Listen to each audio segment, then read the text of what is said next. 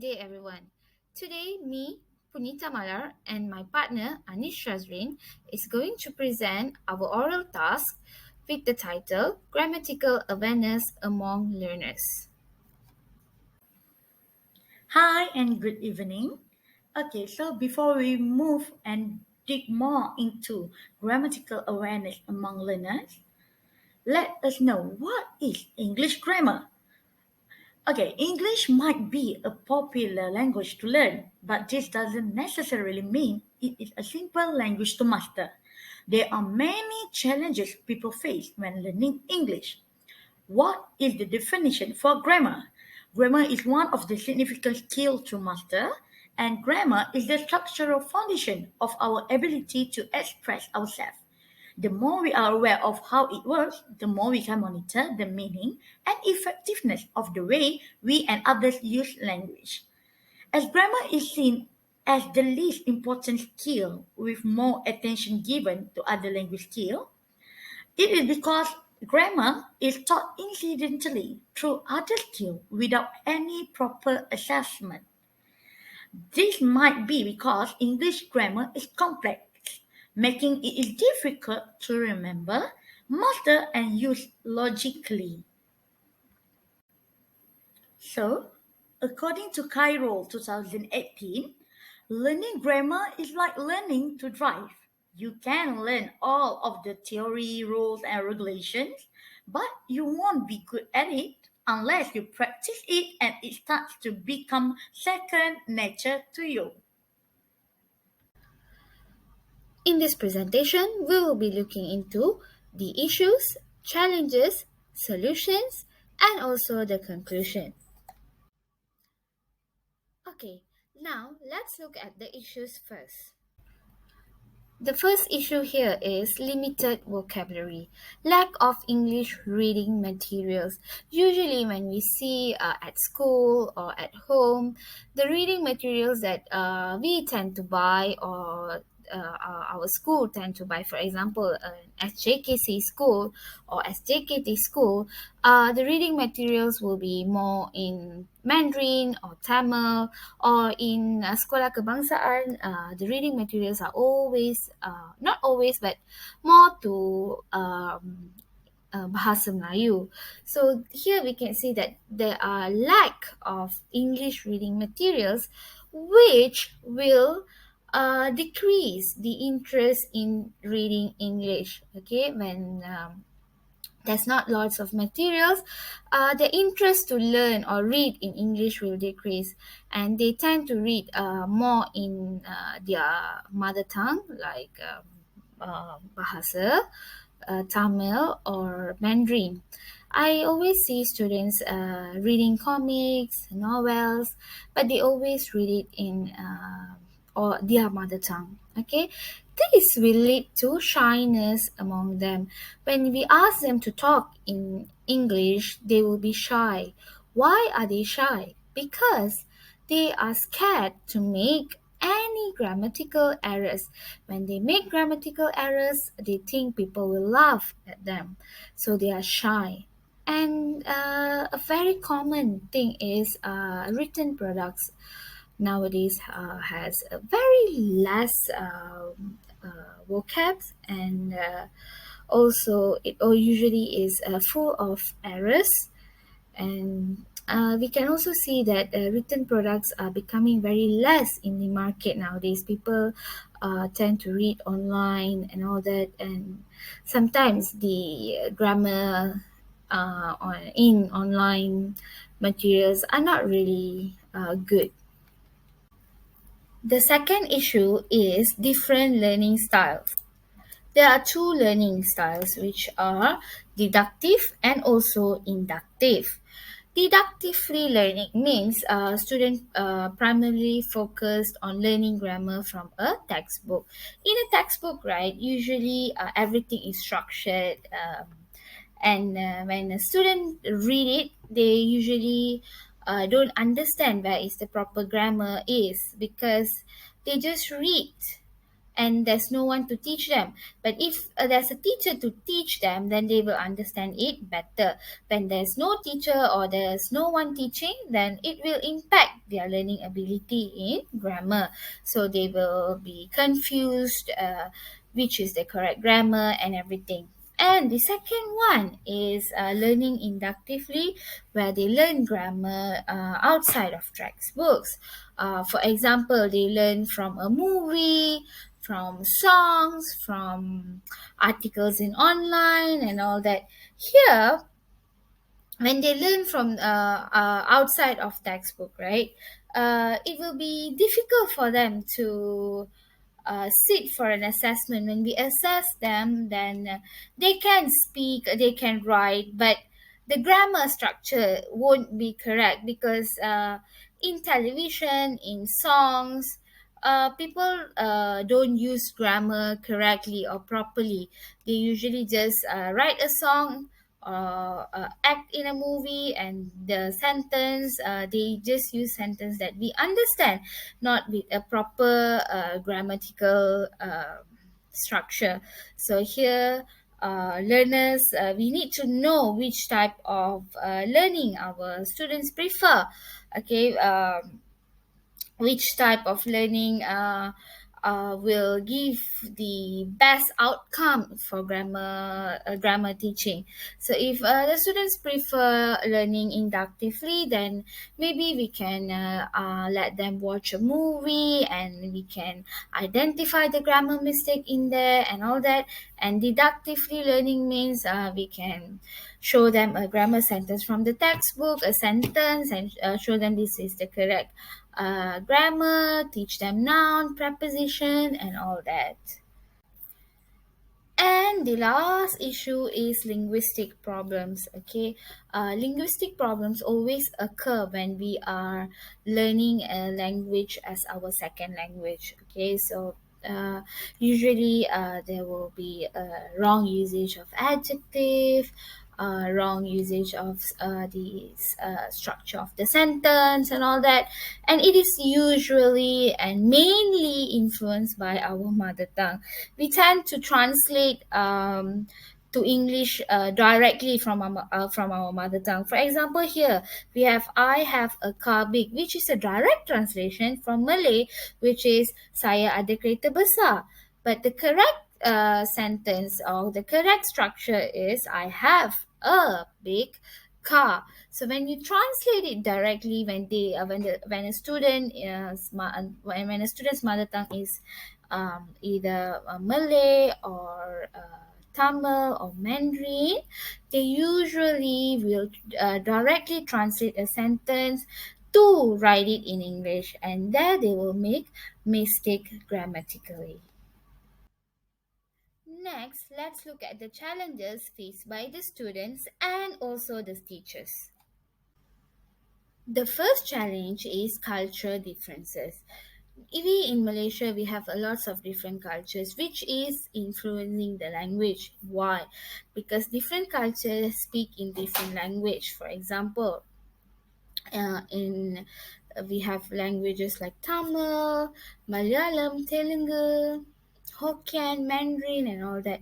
So when a student comes from a different culture, they tend to use their mother tongue language to directly translate it in English, as they're learning it as a second language, right? So they usually use their direct translation and translate the language or the sentences, which will make it make the sentence wrong, right? The grammatical error, or there will be grammatical error in the sentence when they directly translate it. So that is why I said the culture influence in learning the language or learning the grammar. Because in English, the grammar is very wide. We have correct punctuation, we have nouns, we have verbs, and we have suffix, prefix, and all that. So when they directly translate it, and it will give a wrong sentence, then they will think that English is hard. Okay, because we have a lot of different things to learn, and they will think, why is this very hard? So they tend to give up in learning the correct grammar, and they will start speaking or writing without concerning the grammars. And the second challenge is teaching large classes, which is more to the teacher's side here. So teachers feel out of control. Why? Because when the class is large, more than 30 students, like nearing 40 or 45 students, the environment will be very noisy. Students won't focus. We can't a teacher just or one teacher can't control the whole class, because the class is huge with lots of different types of students, where we can if especially if the class has mixed ability students, so the teachers can't focus on all of them. So and when they are teaching, not all students will listen to them. Am I right? Like there'll be a lot of students, some will be doing their own work and all that, and it will be difficult for the teachers to explain, to make sure all the student heard her explanation. And also it will be difficult to notice where is the students lacking in terms of grammar, which part they don't understand, unless she or he does an assessment in classroom, which will only happen like in midterm exams or at the end of the year. So only till then the teachers don't or won't know whether the students understand it properly or no. So when the class is very big, right, a huge class or a larger class with lots of students in it, the teacher can consider using or putting them into groups, and give them a worksheet, like here with a teaching kit that I've created, where create your own ending. Here's a poem, and the students have to read the poem, identify the nouns and the correct punctuation in it, and at the end, in a group, they have to create their own ending. So when they're doing it in a group, they will teach each other, they will learn together, and here it will less the burden of the teacher to actually focus on each student. Here it will give less burden, because the students will help each other to learn the grammar better. So the teacher will not worry about it, because in a group there will be a student who is very good in it, and there will be a student which is less or not really good in it. So they will help each other to understand the topic better. So I think this is a very good way if the teacher is teaching in a very large class. Okay, next. Based on all of the challenges and issues before, what are the solutions? Here are some of the example for solution in order to overcome all the issues and challenges. Okay, for the first solution is to have good organization. So why having good organization is so important? It is because for the first point, it is to help in establishing good control. When we talk about effective writing or speaking, we often think first about elements like word choice, grammar, mechanics, content, or evidence. But what really important is to make sure it is effective is to have clear and logical organization. That is for the first point. The next point is be selective on deciding the emphasis, like basic sentence construction, tenses, subject verb agreement. By being able to communicate or writing effectively and having a good grasp on your proper grammar, this can help ensure the messages are delivered and received promptly. That is why having good organization is very important. Next, for the second solution is to choose a suitable method for students. As we all know, in our country, English is being teaching as the second language. So we as the teachers, we will the one that know what are the types of suitable methods that can be used for our student. So for the first one is suit the student's need. We can use the grammar translation method. So what is grammar translation method? In grammar translation method, the teacher used the mother tongue to teach the students. Mother tongue is the medium of the instruction. The teacher can use mother tongue to explain the meaning of words, sentences, and phrases while teaching. This will give a lot of benefits or advantage to the students as they will learn a new vocabulary since the first language for them are Malay. So the teacher can directly translate the meaning of the words to the student. Okay, so what are the other advantage if we are using the grammar translation method? Okay, for the first one, the student can learn easily. The meaning of words, idiom, phrases, and sentences can be easily. It makes clear to the student by translating them into native language. This develop an attitude of exactness and definiteness. Okay, so that's the first advantage. Next, it enriches students' vocabulary of English language as student learns to consult English dictionaries to know the meaning of new words. And the third one, it helps students to learn English through their mother tongue. Next, by using this method also, it will make the student from known to unknown. This gives them to learn better and have better comprehension of English. And lastly, the advantage of using this method, a student will be more comfortable as they learn by translating foreign language into their mother tongue. So, they will not be scared to learn new vocabs or to get a good grammar because they know that they can understand it by using their mother tongue. Okay. The second point is by using CERF. Okay, CERF. Sorry. Okay. CERF it stands for Common European Framework of Reference for Language. It is an international standard for describing language ability. It describes language ability on a 6 point scale from A1 for the beginners and up to C2 for those who have mastered the language. So by using this method, um, the teachers can it can help the teachers to focus more on what the students can do.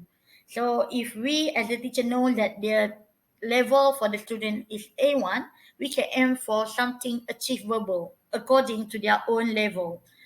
Okay, so that is the two types of solution that we can do to overcome the issues and challenges.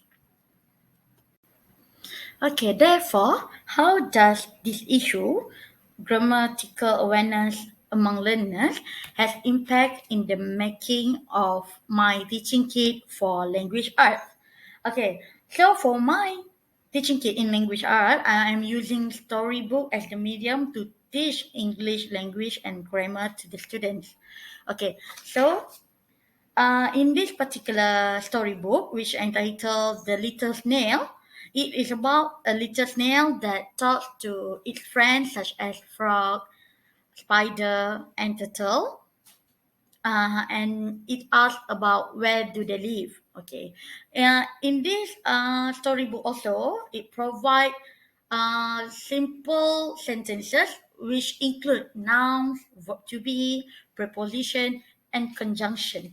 Okay, for example, although in the book it only provides simple sentences, but it is very efficient as it is effective for standard one primary school. Okay, so for example, in this book, it have a sentence, a simple sentence such as, "Where is your home, frog?" So they have verb to be here, is, and frog, the noun. Okay, later, by the end of the book, it has a compound sentence which combine preposition and conjunction, like, "No, I am a turtle but I am also your friend. Let's go play. Okay, I am a turtle. There is a verb to be there, am, and then later it has but, a conjunction. So uh, it is a very fun way to learn. This is efficient for standard one student. As we know, standard one student is the early stage for learning English. So by having this teaching kit, the student will be able to learn in one way and make them able to have better understanding and can remember all the grammatical rules and new vocab. So that is how it impacts in making the teaching kit. And last but not least, for the conclusion, okay, as a point of view from teachers, okay, the teachers can be aware of grammatical fundamentals by helping the students recognize patterns of errors. This can be done by giving them assessment or exercises so they can learn and practice more in doing grammar. As we say that practice make perfect, right? Okay, so the teachers can show them what kinds of pattern of the errors they had. And the next one is uh, the teacher also can clarify grammar information for the students. When doing writing, the teachers can show the students what's wrong with the sentence and how they can make them correctly. So by doing and showing them the error, the student will learn from that. And lastly, increase awareness by having fun learning. Like I said before, by having fun learning, the student will be able to understand better about the topic or the things that we are teaching, and they can get the awareness of grammar and they will use good and excellent grammar while speaking and writing. So that is the achievement that we are trying to achieve by teaching them good grammar. I think that's all from us. Thank you.